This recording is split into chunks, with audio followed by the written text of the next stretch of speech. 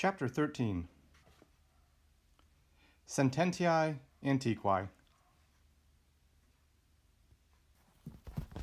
Ipse ad eos contendebat, equitesque ante se misit. We have two sentences here. There's a verb here, contendebat, and another verb, misit.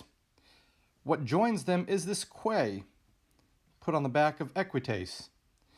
The subject of this sentence is the same for both verbs, ipse. He himself, he contendebated, and he misited. Each sentence has a prepositional phrase, ad eos ante se. We have to worry about the tenses. These are, hopefully you'll recognize, mito, mitere, misi is the third principal part, so it's the perfect tense. Third, singular, present perfect, active, indicative. And contendebat, this BA indicates third person singular, imperfect, active, indicative. He himself strove, contended to them, toward them, and the second sentence, he sent the horsemen, the equites, before him. This is reflexive before himself, but that's awkward in English. He strove toward them, and he sent the horsemen before him. Number 2. Ipse nihil per se sine eo facere potuerunt. Using the first last rule, ipse potuerunt. What does the verb come from?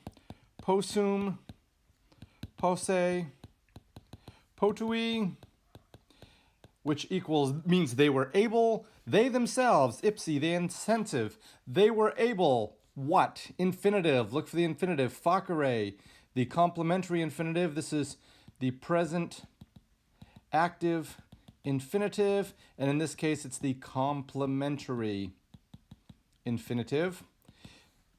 They themselves were able to do what? Nihil, nothing, per se, sine eo, by themselves, without him.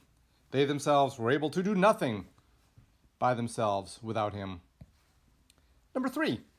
Ipse signum suum et litteras suas a principio recognovit. Helpfully, the subject is first, the verb is last. This V is a clue that we're talking about the perfect stem. He himself recognoted, recognized. The what? The signum, that's one direct object, it's the accusative case, et litteras. He himself recognized his signal and his letters. Suas goes with letters, but whose letters are we talking about? His own letters. From the beginning. Signum, accusative, singular, neuter. Letteras, accusative, plural, feminine.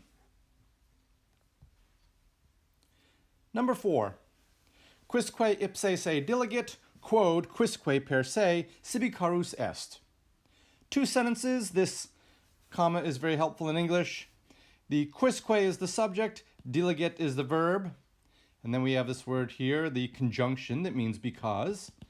Because quisque est carus. This is the predicate adjective. Predicate adjective, it's nominative, singular, masculine, and refers back to each quisque. Remember, quisque is equal to quis plus que, which equals each. If we were to have quiquam, is any. Each has the E, any has the A. Each one himself, this is the intensive. What did he do? He diligated, say, loved himself, quod, because each was dear to himself by himself. I agree. This sentence doesn't mean, the meaning of the sentence is awkward, but I want you to understand the grammar. Each and every one loved himself because each one was dear by himself, was dear to himself. Really piling up the reflexive in this sentence. Number 5. Ex vitio alterius sapiens emendat suum. Ex vitio, prepositional phrase. Alterius. Clearly this ends in a US, so it must be the nominative, correct? Incorrect. Alterius is one of your unus nauta words, which means this IUS comes in the play in the genitive, singular, in all three genders. We'll call it masculine here for now. Sapiens, nominative, singular, masculine. This is the sapiens, the noun, the adjective used substantively. A wise man from his vice, from the vice, not only his vice, the vice of another. A wise man corrects his own. There's your verb. His own what? His own vices. Perhaps it would be better to put this here because the genitive regularly, very regularly follows close upon the heels of the noun of which it is the genitive of, the vice of another. From the vice of another, a wise man corrects his own. Number 6, recede in te ipsum.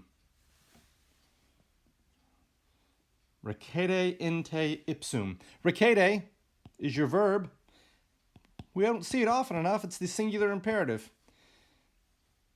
Remember, it's the second person singular. We're just going to put those in parentheses.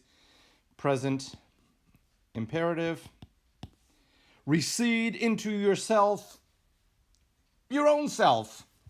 That ipse, hard to translate in English. It is just the reflexive. Recede into your own self. Maybe, perhaps the best we have. Number 7. Animus se ipse alit. The animus alits. Alit means nourish, third person singular, present, active, indicative. The spirit, the soul alit, what does it alit say? Itself. The soul nourishes itself. Ipse. Ipse, what do we do with that in English? Hard to say. The soul itself nourishes itself. The soul nourishes its very self. I think the soul itself nourishes itself. Awkward as it is, that's the sense that we're trying to get into Latin. Number 8. Homo doctus in se semper divitias habet. A homo habet, a man, a human being, habet, third person singular, present, active, indicative. How do you know it's the present and not the perfect that we've been focusing on? Habeo, habere, habui, habitum. It doesn't have the U in it, therefore it is formed off the present tense, third singular present active indicative. Man has, what kind of man? A homo doctus, a learned man. This is nominative, singular masculine. A learned man has riches. This is accusative plural feminine. A learned man has riches always in himself. This is the adverb equals always. That means as long as you know Latin and other things, you will always be rich in yourself, in your heart. It doesn't say in your heart, but that's how I like to think of it. And that's the Sententiae Antiqui for chapter 3.